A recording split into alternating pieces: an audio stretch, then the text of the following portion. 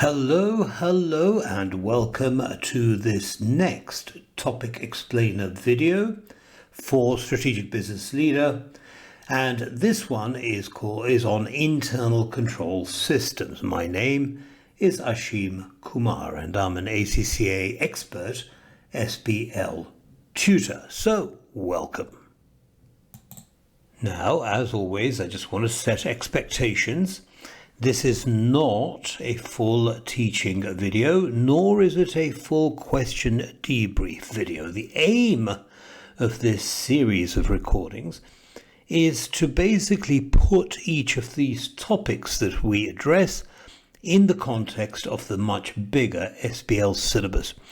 How does this topic integrate with everything else that's on that syllabus, and how do we deal with it in the examination? Okay, so that's what this recording is all about. So our topic today is internal control systems, and it is something that comes up regularly in the SBL examination. Now, I want to point out that you will never get a question on internal control systems specifically, but you will need to be able to recognize when internal control systems aren't working properly, or where they have caused a major disaster, for example, in the organization in the examination. Okay, so to be able to do that, of course, you need to know what they are, what the outcomes are, the implications are, if they are not properly enforced. And that's what we're going to be talking about here. So, what are internal controls? Well, let's introduce it, and I'm going to use this definition or explanation from Investopedia. The first thing it says is that it's a set of mechanisms, it's a set of rules, it's a set of procedures. Okay, so, what do we check? How do we check it? How do we make sure that everybody checks it? What are the steps that we have to undertake to check whatever activity we are focused on? So, for example, take a very simple example. If you want to take cash out of the petty cash box to buy some coffee for the office, right, what is the mechanism? Well, the mechanism is you go to the person who looks after the petty cash office, and then you give that person a request for a certain amount of money. That person gives you that money, and when you return with the coffee, you give that person the change, yes, the balance, and a receipt for the coffee. So there we have a mechanism for getting petty cash. We have the rules that you have to fill out this form, and we have a procedure as to what comes first, what happens next, and so on. Okay, and why do we need internal controls? Well, to make sure that our information, the information that we produce both for internal and external use, is reliable, has integrity. Why? Well, because so many stakeholders rely on it. Of course, within the organization, our managers and our directors, our board of directors, want to make sure that the information they receive is reliable.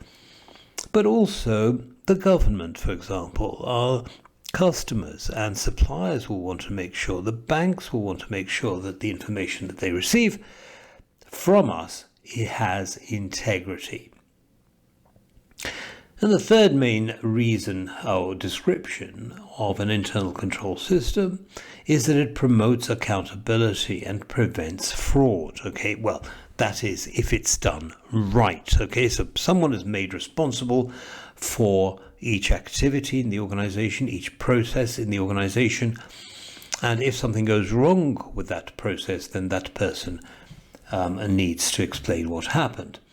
And of course, if internal controls are established properly, they do prevent fraud. Unfortunately, as we shall see later, that doesn't always work as it should. So in overall terms, what is the point of having internal control systems? Well, the first, as always, and those of you who have listened, for example, to my video on risk, will notice a commonality. As always, the aim of having effective internal controls is to make sure the company achieves, or the organization achieves, its objectives. But that reminds me, by the way, internal controls are necessary not only for companies, for profit-making organizations, but also for NGOs, for example, or for government entities. Okay, so if in the examination you are given an NGO or a government entity or what have you, a local government entity, and that doesn't mean internal controls aren't important. Okay, they're still important because those organizations have objectives also. The internal controls are there to protect the interests of your stakeholders. Who are your stakeholders? Well, all the people that I've just mentioned, your suppliers, your creditors, your debtors, okay, your customers, the government. And so immediately, as soon as we see the word stakeholders, we think, oh my goodness, who are the stakeholders? Which ones are the most important? Who are the ones that we have to make sure that we keep happy, and so on. So immediately we see an overlap between internal control systems and stakeholder analysis. We also see an overlap between internal control systems and strategy and objectives. And you shall see that there are lots of other areas in the syllabus which have an overlap with internal control systems. And thirdly, of course, it's one of the areas that legislation covers and regulations cover. And the main reason for that, of course, is to protect the interests of those stakeholders. So if, for example, you're a financial institution and you're gathering funds from individuals, then those individuals need to be protected. And the way to do that is by having strict internal control systems. And so there are obligations on the board of directors to ensure that those systems exist, because those stakeholders are protected or need to be protected. Now, as we see on this page here, there are a number of huge organizations which have actually collapsed and lost billions of dollars as a result of ineffective internal controls. And this has existed really, since the beginning of commercial enterprise, going back all the way to the 16th century, something like this, So it's nothing new. And I suppose in one way it is something that we should expect, because, things happen which are very difficult to anticipate and to protect against. And as a result of that, we don't identify those risks, and therefore, because those risks have not been identified, we don't establish internal controls to monitor and mitigate those risks. So when this unexpected risk happens, then the internal controls can be said to have failed. Now, of course, that isn't always the case. Internal controls fail for many reasons, and we'll be talking about them in just a few minutes. But one of those reasons, of course, is that the people responsible for maintaining and implementing and enforcing those internal controls don't do a particularly good job. All right, for all sorts of reasons, maybe because they don't know about the controls, maybe they are doing something underhanded, deliberately, and so on. Okay, so it's a very complex area and a very subjective area, very difficult to predict what you'll need, and very difficult to ensure that internal controls are always going to be effective for those reasons. So, as I've just been saying, there are a number of reasons why internal controls fail. Training and knowledge of employees, we've already touched on that. Collusion, yes, what happens if two people in the organization both collude in order to breach the internal control and hide the fact that they have breached it? So although there is a separation of duties between these two people, the separation of duties doesn't actually work, and the collusion allows the fraud or what have you to go through without being noticed. Or it might be, as I've also just said, it might be that we simply haven't assessed all the possible risks. We didn't anticipate a particular risk that we ended up facing, and as a result of that, we didn't establish internal controls against that risk. Or if we did establish those controls, they weren't very well designed, they weren't very effective. Okay, which is also possible. And even though they were effective, after a while they became out of date. Why? Well, because the risk evolved. Okay, the risk was different to the one that we set up the internal control to monitor. Okay, and so because we haven't been monitoring it, the internal control has become obsolete, out of date, and as a result is ineffective. Or lack of management oversight. So managers basically say, well, we've got our internal controls in place, we've got our wonderful policy, so if the auditors come and ask, we can show this to them. Now let's move on to the real work. Well, actually, that is the real work, right? And of course, if there is a gap in the internal controls, then as always, the board of directors carries ultimate responsibility, and it would be good for them to remember that. Obsolete controls I've already touched on, so I'm not going to spend any more time, but I think you get the idea that there are lots of reasons why internal controls don't work. And so it's almost like we're constantly chasing our tail, trying to make sure that we are fully protected against breaches which could lead to the collapse of our organization. Speaking of the outcomes of ineffective controls, well, damage to reputation, of course. If all your customers lose their money as a result of a failure in your internal controls, well, they're not going to like you very much, and they're going to let everybody know that you're not very good at this. Your performance as an entity won't be effective, or is unlikely to be effective. Why? Because no one is watching the assets. No one is watching the money, for example, how it's being used. Are we spending too much on something, on our supplies, for example, or on our training, or what have you? Also, if we have ineffective internal controls, what happens, and if you watch the video on risk and risk management, you'll know all about risk appetite.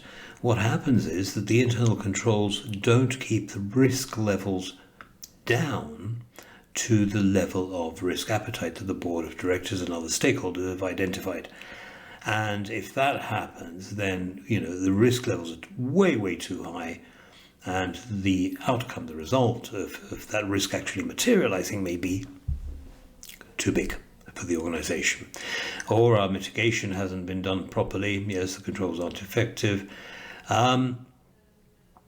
Also, we don't meet our objectives. Remember, we said that was our fundamental requirement for internal controls. And as always, stakeholders are unhappy. But something that hits us directly in the pocket is, as I've already said, there are legal and regulatory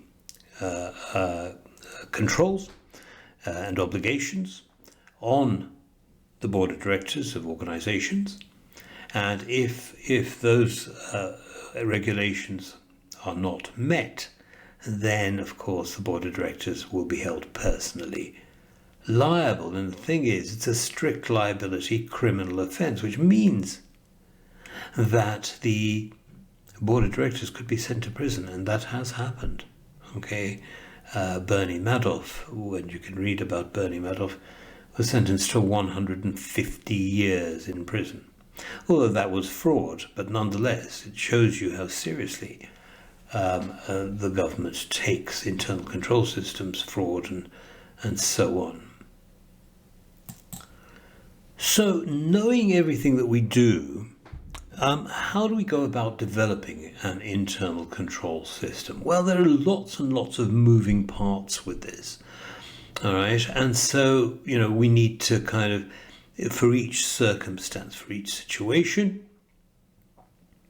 we need to establish a framework for our internal control systems, make sure they're effective and make sure they're constantly up to date.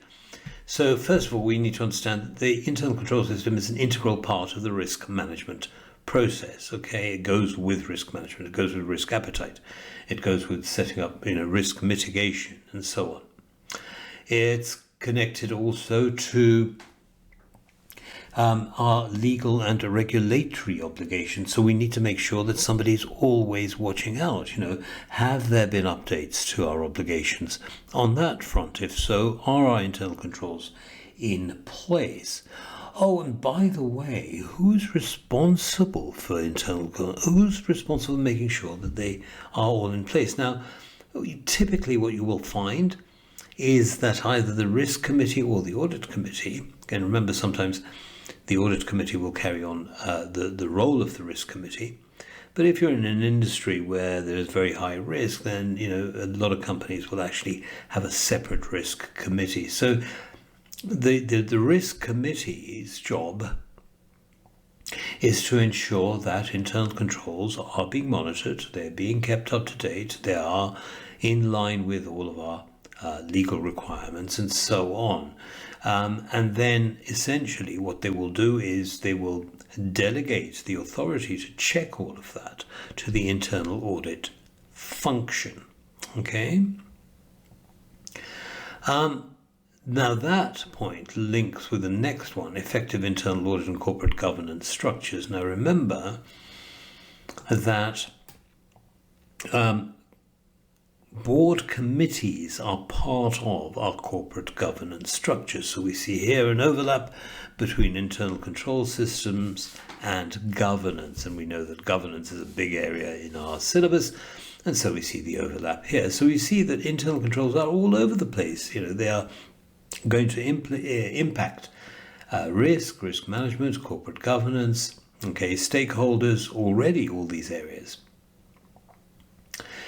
Division of responsibility over key activities, so separation of duties. We've already touched on that, so we need to make sure that that exists. Then there are some kinds of checks on what people do.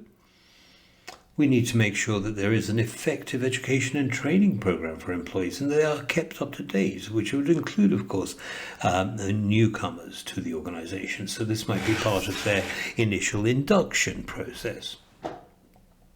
There would be policies that employees could refer to, and so on.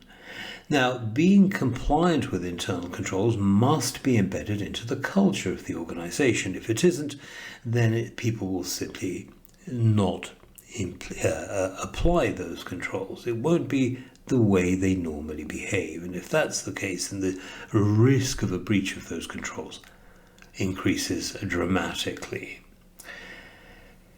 Now, as always, COSO's enterprise risk management model is a framework for managing risk, and also talks about, or provides, if you like, a framework for the areas that you would look at when implementing or when creating your internal controls and making sure that they are effective. Now, just again, reminder that in the examination, you'll not be expected to reproduce the risk management, the COSO's ERM. All right. On the other hand, you will perhaps find it useful to mention that this thing exists and it can be used to establish internal control systems. Okay, to focus your attention on the areas that need effective internal controls. Okay, so review the COSO's ERM, but don't spend ages and ages learning it off by heart. So what do we need to know to understand internal controls? Okay, in SBL, first of all, understand why we need them. Okay, we need them, of course, to monitor our risk and to meet our obligations and to protect our stakeholders. Understand why they are important. Well, they're important for lots of reasons, but for the board of directors, they're particularly important because it does keep them from going to jail. Understand how we develop the internal control system. Okay, and we've talked about that. We've talked about the various areas that we need to look at. We need to monitor our internal control systems and make sure that they are mitigating the risks that we have identified, okay, to the extent that they meet our risk appetite. Also, we need to constantly make sure that the risks that we face have all been identified. In other words, and again, those of you who've watched my risk management video will remember that we're constantly monitoring our risk environment. And because, risks change, risks evolve, some go away, some come in, some become better, some become worse. So someone has to be monitoring all of that. And that person's job, or that committee's job, is to make sure that there are risks that, there are no risks that we have completely missed out, especially not big important ones. Okay? Now, you won't get a task in the examination specifically asking about internal controls, but it can be brought into a discussion on various topics, for example, governance and risk, and others such as stakeholders, okay, such as the internal audit function, and so on, okay? So lots of areas where a discussion on risk management, internal control systems might be of value. Now, for your convenience, I've listed these here. There are 6 of them, and I've talked about all of them really: strategy, stakeholder management, risk management, corporate governance, culture. I talked about embedding it into culture. The only one I haven't spoken about is project management. Now, remember, with project management, because you're putting together the project initiation document, which shows what needs to be done, you need to recognize as part of your planning that there'll be certain aspects of your project activities which will carry risks, and those need to be monitored, okay, through the use of effective internal control systems, right? So, for example, if halfway through your project you are going to buy some raw materials, okay, then there is a risk that if the price of raw materials goes up, the project becomes overly expensive. In other words, it doesn't meet its budget objectives. And so you want an internal control system there which says, let us monitor the cost of this raw material, find alternative sources of supply in case our selected source becomes too expensive. That's just a very simple example, but there's a link between internal controls and project management. And of course we have the ACCA study materials. Now you see here, lots of chapters in this one. There's 7 chapters.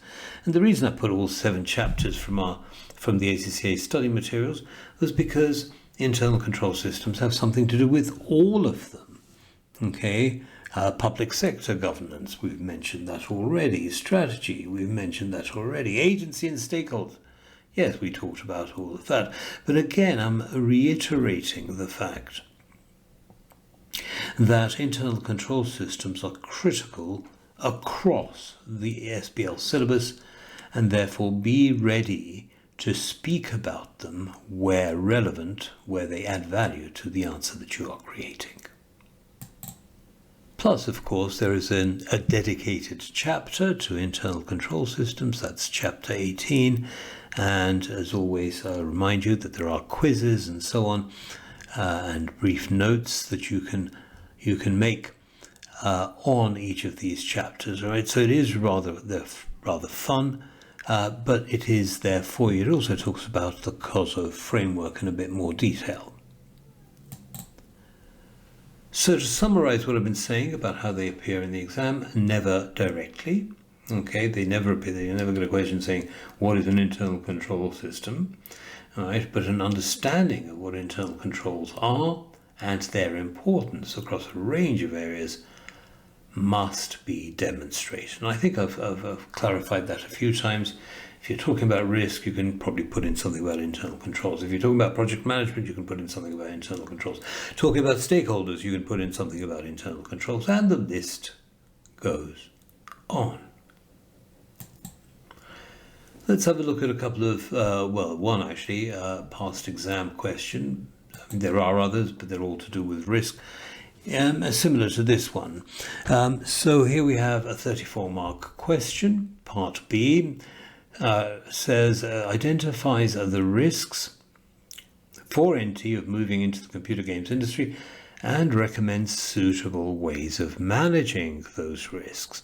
Now that's the bit that is all about internal controls. It's about mitigating risk, okay? So we're going into a new industry. What is the risk? The risk is, well, we don't have a brand. We don't have expertise in that new industry. As a result, we run the risk of not being successful in that industry. So how do we mitigate that risk? Well, there are lots of options. For example, we could choose to purchase a company that's already in the industry and absorb its know-how and technology into our company, into NT. Now, I'm just making this up, okay, but I want you to follow my line of thought. So that's one way of mitigating the risk. Now, where's the internal control system part of that? Well, what criteria do we use to identify which company to buy?